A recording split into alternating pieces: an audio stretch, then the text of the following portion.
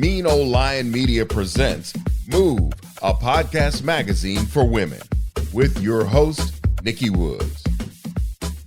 So we continue our discussion on politics with our next guest, Naila. Naila is an award-winning advocacy and policy strategist with an established record of social impact in both government and nonprofit sectors. She has been nationally recognized as a fierce advocate for building grassroots governing power among underserved populations, women, and communities of color. I mean, she is like the first person I wanted to call when I wanted to talk about this. So welcome to Move, a podcast magazine for women. Thank you for having me. Excited for this very important conversation. It is a very important conversation. And I think that, what I really want to focus on is what are we supposed to be looking for? Like, what is important? There's so many different stories and obviously, inflated and misinformation and disinformation. What are we supposed to focus on as we go to the polls to vote in this extremely important election? Absolutely. So I'm going to answer this question through two lenses, what we can do as individuals and as voters, and what we can do just as a general responsible public in trying to navigate all this craziness that is the 2020 election. So first things first, before we go out and vote, is check our registration, right? Make sure that we are good to go so that when we show up to our polling site, that there's no surprises. So make sure that you are in fact registered. And if you're not, in most states, there's a lot of opportunities for you to go ahead and register. A lot of states give us the opportunity to register on site at our polling sites. So first things first, make sure that you're registered to vote. Secondly, know what you're about to vote on, right? I certainly am not a stranger to this. I think I know what I'm voting on. And then when I get to the voting booth, I get a really unwelcome surprise. And I'm over there on my phone trying to Google who is who and what is this office that I'm about to vote on. So prepare the vote, right? Check out a sample ballot. Most states have an example somewhere online. You can Google it. You can easily find it, but know what the races are in your district, what you're voting on. And a lot of states also have ballot initiatives, right? Which are decisions that not the elected officials make, but that we make as the general public. So depending on your state, you may or may not have some ballot initiatives that you're going to want to know what you're voting on. And I would also say, know how you can vote, right? Every state is so different. We have 50 different states and 50 different ways of how to vote, right? Which makes this debacle all that much more convoluted and kind of hard to understand. Most states at this point have early voting as an option. There are some states that don't, but you may be able to go ahead and mail your ballot in, right? And so I would also say it's important for us to know, depending on our state, how we can vote. What are your options, right? What are you most comfortable with? And the last thing I would offer, it may be a little bit late in this cycle, but for future cycles, is sign up to be a poll worker or a poll monitor, right? Voter intimidation is very real. It happens, right? And it's very empowering for us as members of our community if we can share a little bit of our time in making sure that our neighbors and members of our community are protected by those tactics. So I would say those are, some of the few things that we should know before we head off to the polls. Make sure that you're registered, know what you're voting on in terms of issues and races, know how you can vote, mail in, early voting, absentee, and lastly, volunteer a little bit of your time as a poll protection worker. The biggest fear is we get to our poll site and then we're told for whatever reason we can't vote, right? That's like the worst case scenario. Again, because every state is so different, at the very least, do not walk away without casting a provisional ballot. Maybe you were not on the voter polls. You can still cast a provisional ballot, but then you would have to follow up saying, I, in fact, live at this address, or I, in fact, have some type of proof, whatever it was that they were saying you can't vote. A provisional ballot allows you to make your voice heard with some follow-up on the back end. Worst case scenario, if for whatever reason a poll worker is not willing to share with you a provisional ballot, there are resources that are available for people to call. I would offer an election protection hotline would be call or text 866-R-VOTE. And that is a nonpartisan resource calling center. And you can explain your situation and someone, again, will have the voter information for your state, again, because all the state's laws are so different, to, again, record and notify and help you through that process in the event that you are told for whatever reason you are not able to vote.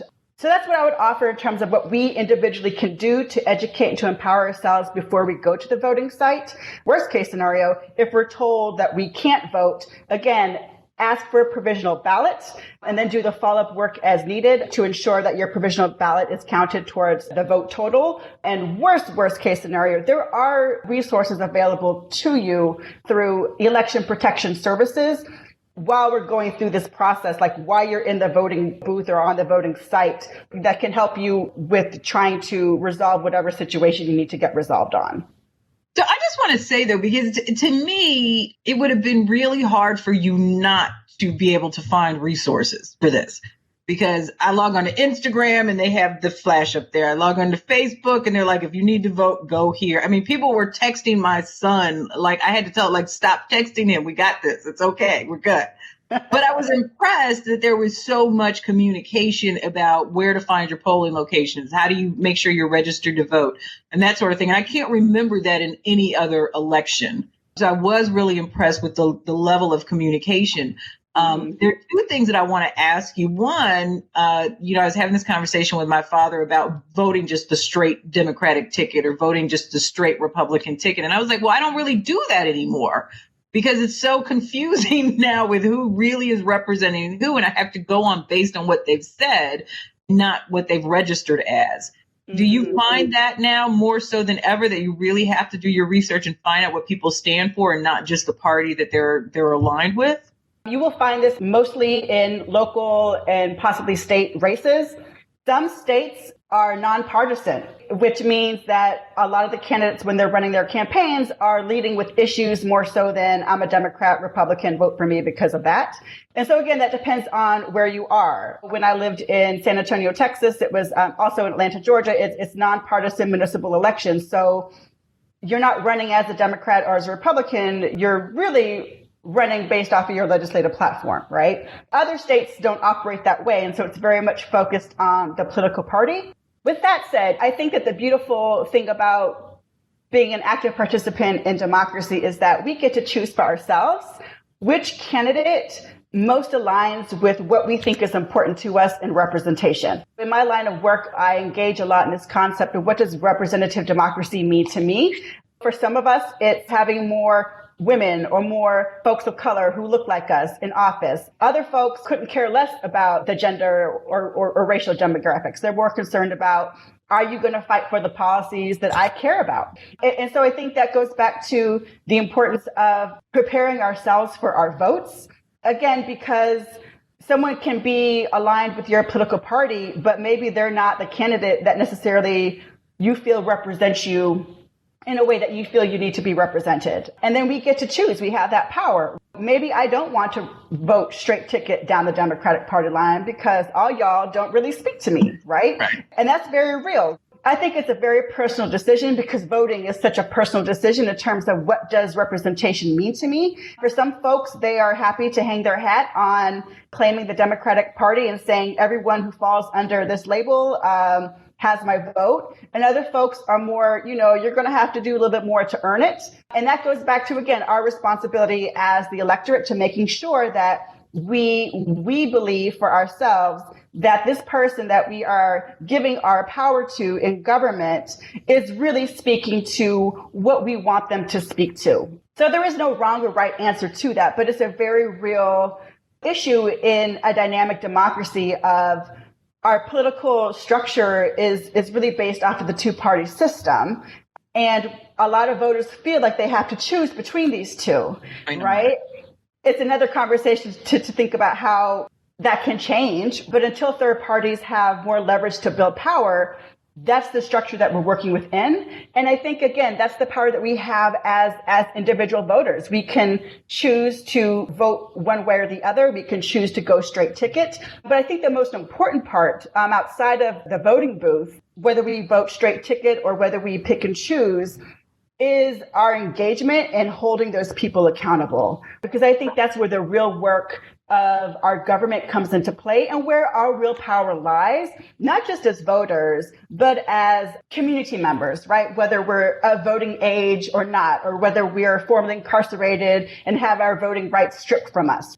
our power is not limited just to how we vote on election day. Our real power has always been really in how we engage the people that we choose to represent us and how we hold them accountable every election day. Now that's I think you summed it up perfectly. And you are always so enlightening, just as a regular conversation where we're talking about the election. I always learn so much from you. And we hope that everyone will continue to dig into these issues and also learn from Naila by following her on Facebook at naila.amaru and Twitter at Naila Amaru and on her website at nailaamaru.com. I mean, if you just Google, because I did a lot of Googling to see what you'd been up to since we last talked and just the conversations that you had. And I learned a lot just about the impact of COVID and all of those other things that are happening on the election. So just a wealth of information. And I just appreciate you taking the time to come on and educate us as we go into this election. Thank you so much. Thank you so much for the invitation and for everything that you do as well. Thank you. This is Move, a podcast magazine for women.